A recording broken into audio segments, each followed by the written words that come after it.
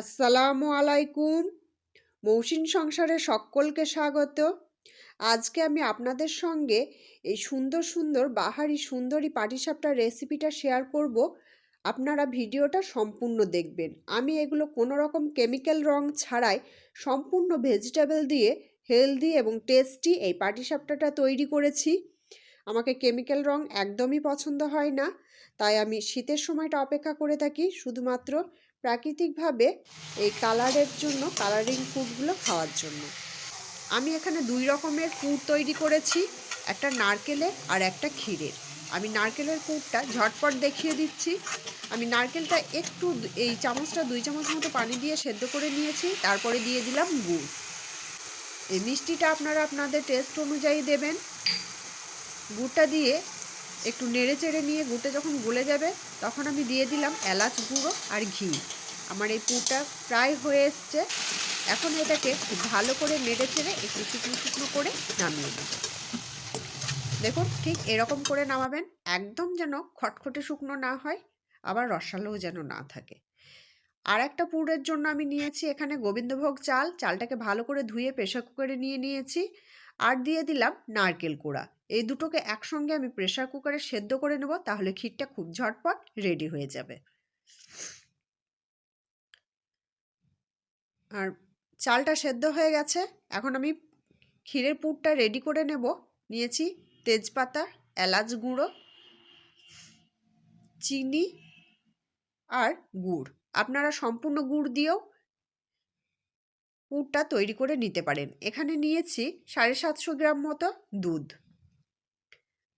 এই দুধের সঙ্গে সেদ্ধ চালটাকে আমি খুব ভালো করে মিশিয়ে নেব।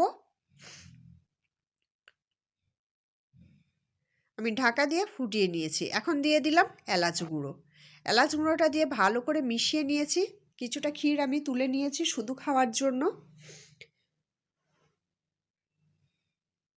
এখন আমি চিনি আর গুড়টাকে দিয়ে দিচ্ছি। এখানেও আপনারা যেরকম মিষ্টি খেতে পছন্দ করবেন সেই রকম করে মিষ্টিটা দেবেন।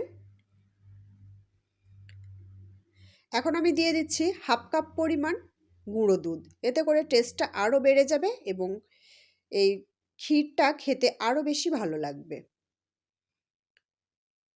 এখন এটাকে নেড়ে চেড়ে আমাকে শুকনো শুকনো করে নিতে হবে। যে আমার হয়ে এসছে, এখন আমি দিয়ে দিলাম সামান্য ঘি। এখন এটা নেড়ে চেড়ে আমি পুরটা রেডি করে নেব। এখন আমি এই কাপে মাপ করে নিচ্ছি। 1 কাপ চালের গুঁড়ো নিলে 4 ভাগের 1 ভাগ সুজি নেবেন আর হাফ কাপ ময়দা নেবেন। আর চিনিটা যেটা দেবেন সেটা হাফ কাপ থেকে সামান্য একটু বেশি দেবেন, 1 কাপ যেন দেবেন না। আমি সুজি দিয়ে দিলাম হাফ কাপ ময়দা।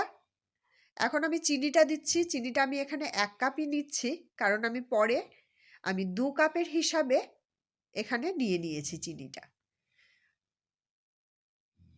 আমি আর 1 কাপ চালের গুঁড়ো আর 1/4 কাপ সুজি আর হাফ কাপ ময়দা আবারও অ্যাড করেছি, তাই আমি চিনিটা 1 কাপ নিয়েছি। আপনারা 1 কাপ পরিমাণ হিসাবে নিলে 1 কাপ চালের গুঁড়ো, হাফ কাপ ময়দা, 1/4 কাপ সুজি আর হাফ কাপ চিনি নেবেন। চিনিটা খুব বেশি হয়ে গেলে আবার প্যান থেকে পিঠাটা উঠতে চাইবে না। আমি অল্প অল্প পানি দিয়ে ব্যাটারটা রেডি করে নিলাম। চিনিটা সম্পূর্ণ গুলে নেবেন। কেউ সুবিধার জন্য চিনিটাকে মিক্সিতে গুঁড়ো করেও নিতে পারেন। দেখেছেন কীরকমভাবে লেগে যাচ্ছে? এই যে দেখুন আমি সম্পূর্ণ প্রাকৃতিকভাবে কিভাবে কালারটা তৈরি করেছি। এখানে নিয়েছি বিট, গাজর, এগুলো কাঁচা আমি বেটে নিয়েছি। আর এটা হচ্ছে পালং শাক। পালং শাকটাকে সেদ্ধ করে আমি মিক্সিতে পেস্ট করে নিয়েছি। এত সুন্দর কালার থাকতে কেমিক্যাল রং কেন খাবো বলুন তো? আমি এখন 1 ডাব্বু করে ওই ব্যাটারটা তুলে এখানে দিয়ে নিচ্ছি। ওই ব্যাটারটার থেকে এগুলো একটু গাঢ় হবে। আমি এখন এটা সম্পূর্ণ মিক্সড করে নেব, খুব ভালোভাবে গুলে মিক্সড করে নেব। আর আলাদা আলাদা ব্যাটারটা দেওয়ার জন্য আলাদা আলাদা চামচ ইউজ করবেন, তাহলে একটার সঙ্গে একটা কালার মিশে যাবে না। দেখুন কত সুন্দর কালারটা তৈরি হচ্ছে।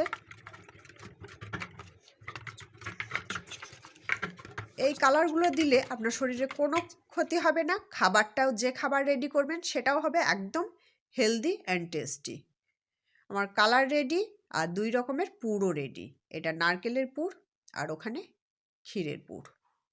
এখন আমি প্যানটা চুলায় চাপিয়ে দিয়ে খুব অল্প পরিমাণ তেল, সাদা তেল দিয়ে ভালো করে প্যানটা গরম করে নিয়েছি এবং তেলটা ছড়িয়ে দিয়ে প্রথমে দিয়ে দিলাম গাজরের, তারপর বিট এবং পালং শাক দিয়ে খুব সুন্দর গোল প্রিন্টের শাড়ির মতো গোল প্রিন্টের পাটিসাপটাটা তৈরি হবে।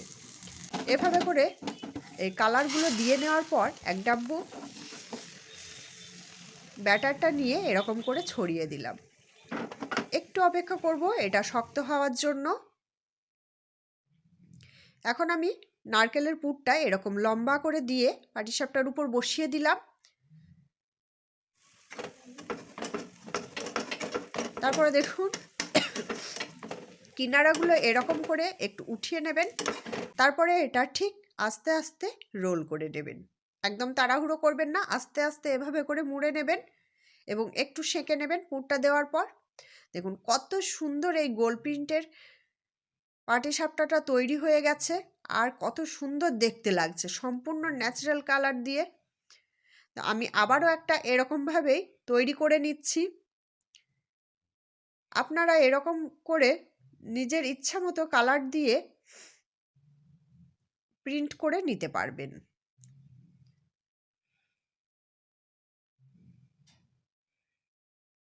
আমাকে মনে হয় কেমিক্যাল রঙের থেকে এই রকম যদি আপনারা যে কোনো কালারিং ভেজিটেবলগুলো দিয়ে নিজে নিজে কালার তৈরি করেন তাহলে সেটা স্বাস্থ্যের জন্যও ভালো, দেখতেও ভালো। এখন আমি দিয়ে দিলাম ক্ষীরের পুর।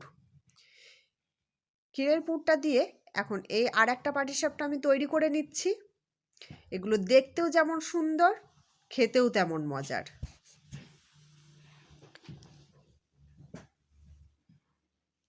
দেখেছেন ননস্টিক প্যান ছাড়াও এই প্যানেই, নর্মাল প্যানেই কত সুন্দর এটা তৈরি হয়ে গেল। প্রতিবার একটা করে পিঠা তৈরি করার পরে সামান্য একটু তেল দিয়ে গোটা কড়াইয়ে ছড়িয়ে দেবেন। এখন আমি একটু চ্যাপ্টা করে তৈরি দিয়ে দিচ্ছি গাজর।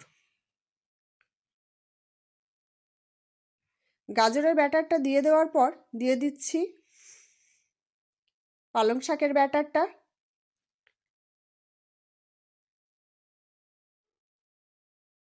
এখন বিটের ব্যাটারটা দিয়ে দিলাম।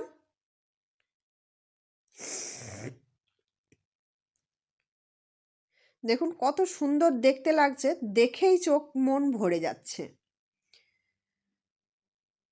তো এটা একটু এঁটে যাওয়ার পরে দিতে দিতেই এঁটে যাবে, এক ডাব্বু নর্মাল ব্যাটারটা নিয়ে এর ওপর দিক থেকে ছড়িয়ে দিলাম। তারপরে আবারও পুর দিয়ে এটা উল্টিয়ে নিচ্ছি। দেখুন কত সুন্দর তৈরি হয়ে গেছে। তো আপনারা খুব সহজে এরকমভাবে এই পাটিসাপটা তৈরি করে নিন। ভিডিওটা ভালো লাগলে লাইক, শেয়ার, কমেন্ট করবেন আর চ্যানেলটি সাবস্ক্রাইব করে আমার চ্যানেলের পাশে থাকবেন। আর এই শীতের সময় আপনারা এই সুন্দর পাটিসাপটা পিঠাটা এনজয় করুন। কতটা সুন্দর দেখতে লাগছে দেখেছেন? তো আপনারাও খুব সহজে তৈরি করে নিতে পারবেন। ভালো থাকবেন, সুস্থ থাকবেন।